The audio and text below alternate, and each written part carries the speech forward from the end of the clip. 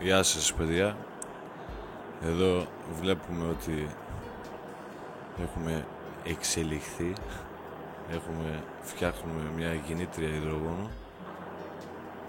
Έχουμε κόψει ανοξίδωτες λαμαρίνες, κάτι λάστιχα, τσιμούχες για στεγανότητα μεταξύ τους, και εδώ προσπαθούμε τώρα να τις συναρμολογήσουμε.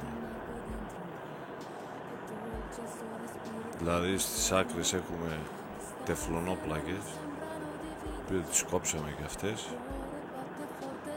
Όλα έγιναν χειροποίητα με ένα τροχάκι. Δηλαδή δοκιμή κάνουμε και να δούμε τι θα έχουμε σαν αποτέλεσμα, το οποίο μεταξύ τους οι πλάκες είναι τρυπημένες πάνω και κάτω. Αν βλέπετε τώρα,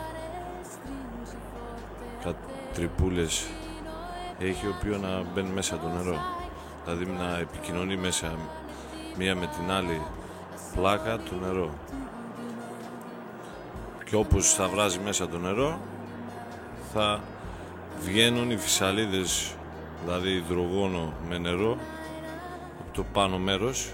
Να βλέπετε εδώ, την έχω συναρμολογήσει.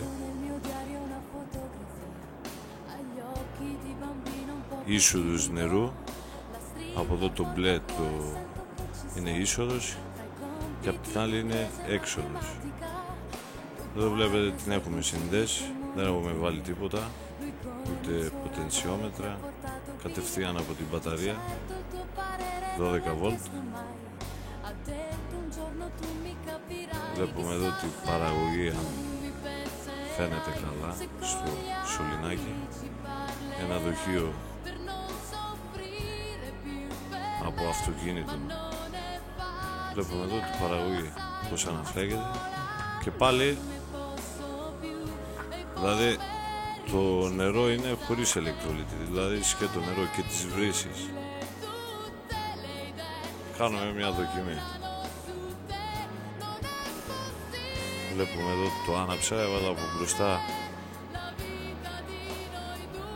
ένα χαλκοσωλήνα, μικρό, πολύ λεπτό σωληνάκι, που έχει τρυπούλα σαν βελόνι.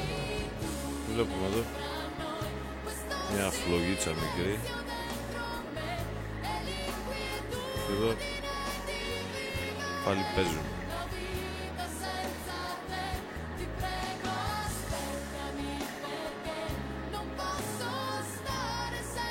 Βλέπουμε εδώ αυτή η φλογίτσα πως τρυπάει τον σερβοκούπ της Κοκακόλας.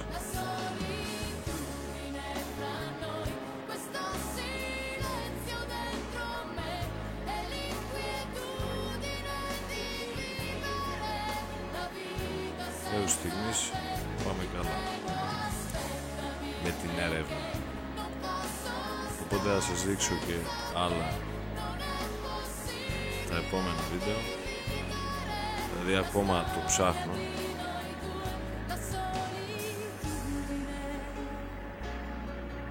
Θα δείτε την εξέλιξη στα επόμενα βίντεο.